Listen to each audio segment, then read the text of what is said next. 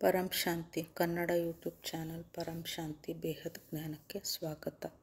ಇಂದಿನ ವಿಶೇಷ ಸಂದೇಶದಲ್ಲಿ ಬಾಪೂಜಿಯವರು ಹೇಳ್ತಾ ಇದ್ದಾರೆ, ಮಕ್ಕಳಲ್ಲಿ ಈಗ ಒಂದೇ ಸಂಕಲ್ಪ ಇರಬೇಕು.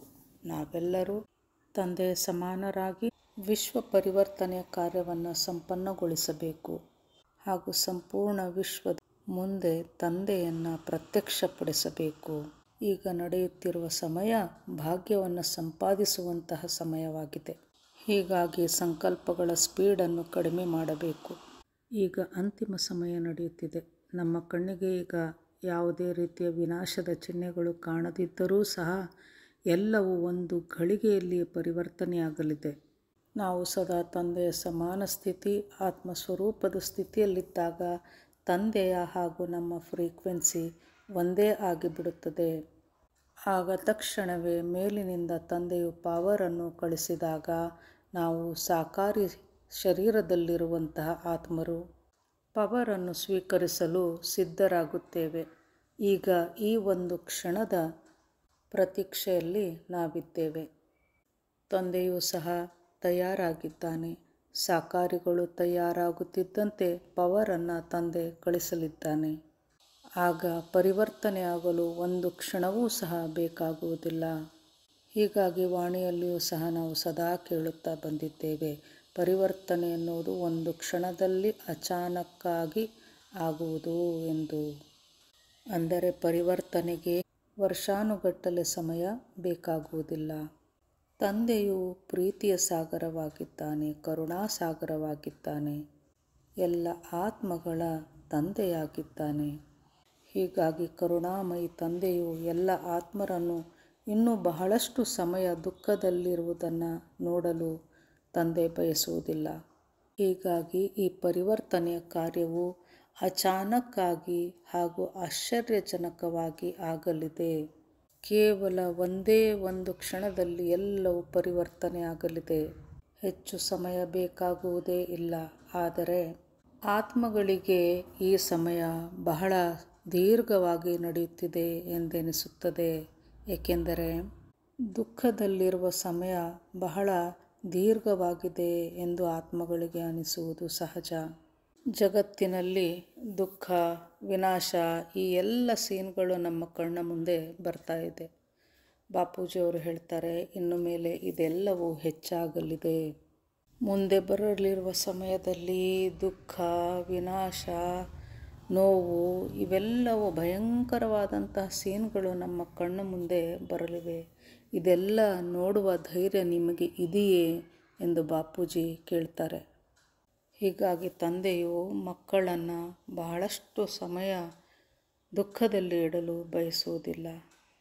ಈಗ ಸಮಯವನ್ನು ಸ್ವಲ್ಪ ತಡೆ ಹಿಡಿದಿದ್ದೇನೆ. ಅದು ಕೇವಲ 108 ಬೀಜ ರೂಪ ಮಾಲೆಯ ಮಣಿಗಳಿಗಾಗಿ, ರತ್ನಗಳಿಗಾಗಿ, ಆ ನನ್ನ 108 ಬೀಜರೂಪ ಆತ್ಮಗಳಿಗಾಗಿ ಎಂದು ಬಾಪೂಜಿಯವರು ಹೇಳ್ತಾ ಇದ್ದಾರೆ.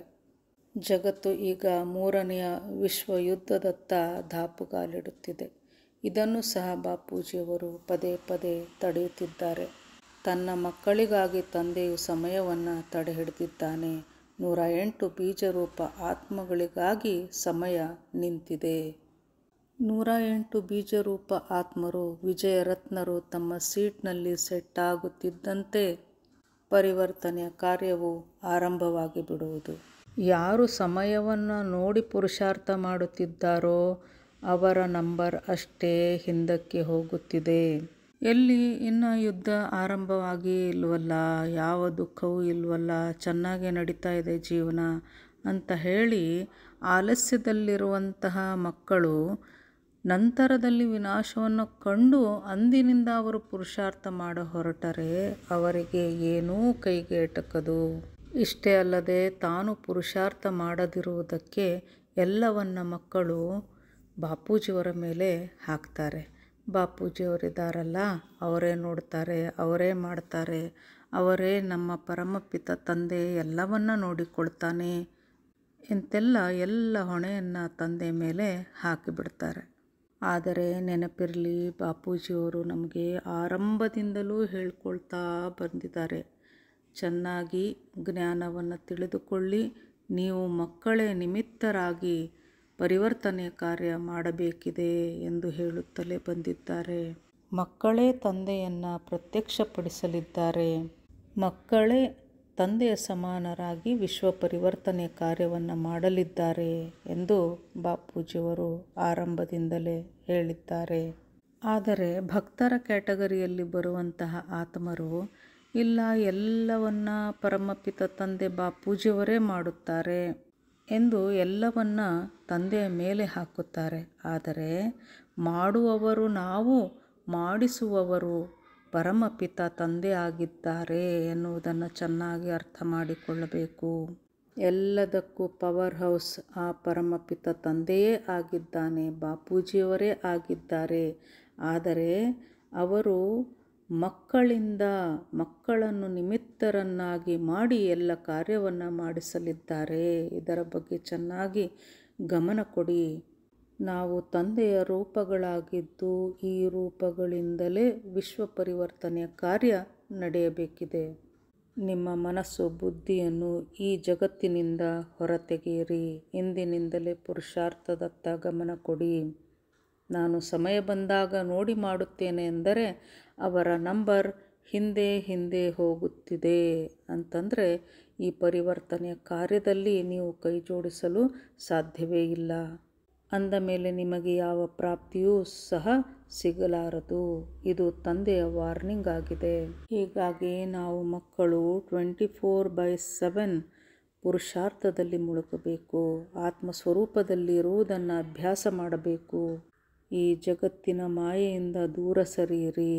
ನೀವು ಬಿಟ್ಟರೆ ಅದು ಬಿಟ್ಟು ಹೋಗುವುದು, ನೀವೇ ಹಿಡಿದುಕೊಂಡರೆ ಯಾರೂ ಬಿಡಿಸಲಾರರು. ಅಂದರೆ ಮನಸ್ಸು ಹಾಗೂ ಬುದ್ಧಿಯಿಂದ ಈ ಜಗತ್ತನ್ನು, ಈ ಲೌಕಿಕದ ಸುಖ ಸವಲತ್ತು, ಈ ಜಗತ್ತನ್ನು ನಾವು ಹಿಡಿದುಕೊಂಡು ಬಿಟ್ಟಿದ್ದೇವೆ. ಅದನ್ನು ನಾವು ಈ ತಕ್ಷಣದಿಂದಲೇ ಅದರ ಮೋಹ ಮಾಯೆಯಿಂದ ದೂರ ಆಗುವುದನ್ನು ಕಲಿಯಬೇಕು. ಆದಷ್ಟು ಬೇಗ ಮನಸ್ಸು ಹಾಗೂ ಬುದ್ಧಿಯಿಂದ ಈ ಜಗತ್ತನ್ನು ನಾವು ತ್ಯಜಿಸಬೇಕು. ತಂದೆ ಇಷ್ಟೊಂದು ಹೇಳ್ತಾ ಇದ್ದಾರೆ ಅಂತಂದರೆ ಈ ಜಗತ್ತಿನ ಅಂತಿಮ ಸಮಯ ಅದೆಷ್ಟು ಭಯಂಕರವಾಗಿರಬೇಡ. ಒಮ್ಮೆ ಕಲ್ಪಿಸಿ ನೋಡಿ.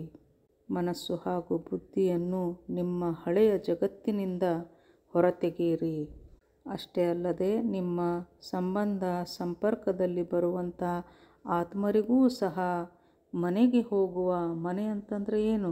ನಮ್ಮ ಮನೆ ಪರಂಧಾಮಕ್ಕೆ ಹೋಗುವ ಮಾರ್ಗವನ್ನು ತೋರಿಸಬೇಕಿದೆ.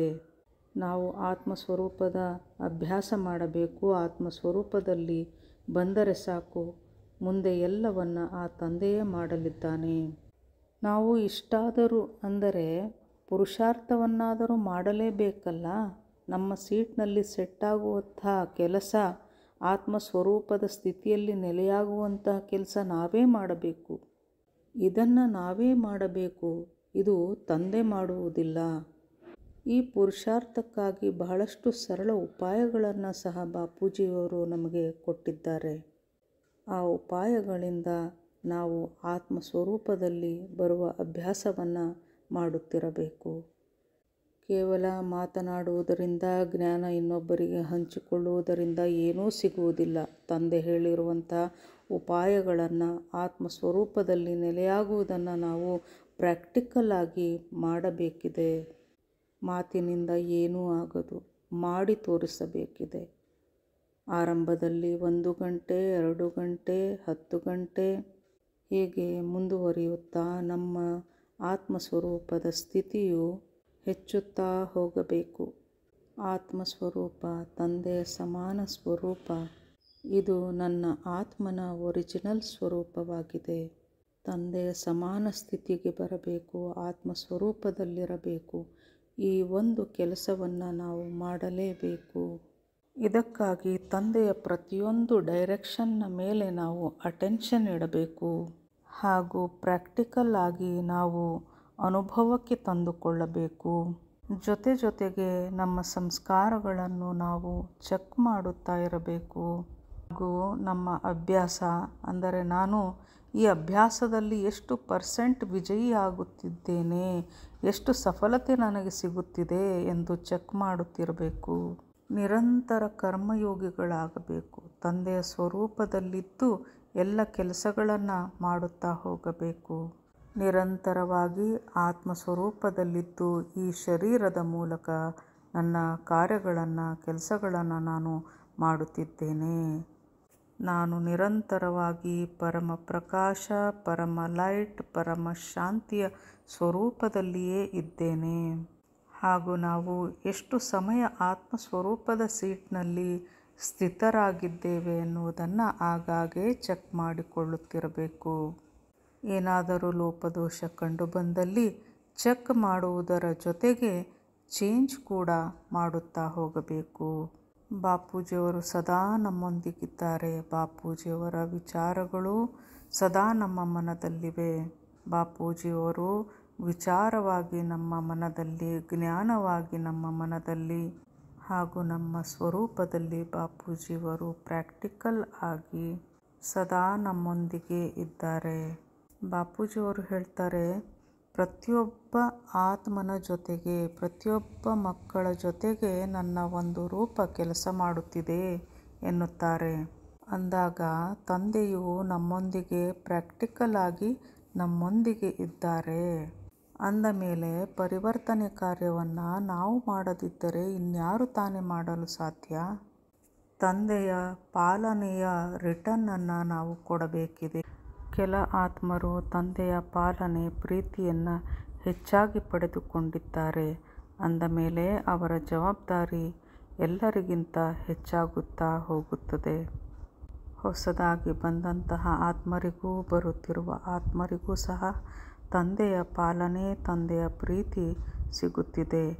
ನಾವೆಲ್ಲರೂ ತಂದೆಗೆ ರಿಟರ್ನ್ ಆಗಿ ಪಾಲನೆಯ ಪ್ರತಿಯಾಗಿ ನಾವು ಆತ್ಮಸ್ವರೂಪದಲ್ಲಿ ಇದ್ದು ತಂದೆಯ ಸಮಾನರಾಗಿ ಇದ್ದು ನಾವು ಪರಮಪಿತನಿಗೆ ತೋರಿಸಬೇಕಿದೆ. ಇದೇ ನಾವು ತಂದೆಗೆ ಕೊಡುವ ರಿಟರ್ನ್ ಆಗಿರುತ್ತದೆ. ಪರಂ ಶಾಂತಿ. परम शांति सोचो, बोलो परम शांति. Join us daily for our morning live meditation, Monday to Saturday, 5:30 to 6:30 a.m. Join us daily for live meditation, 10 p.m. to 11 p.m. on YouTube Live. Subscribe now. Website www.paramshanti.org. Email us anand@paramshanti.org. Like, share, subscribe. Join today. बेहद की परम शांति सो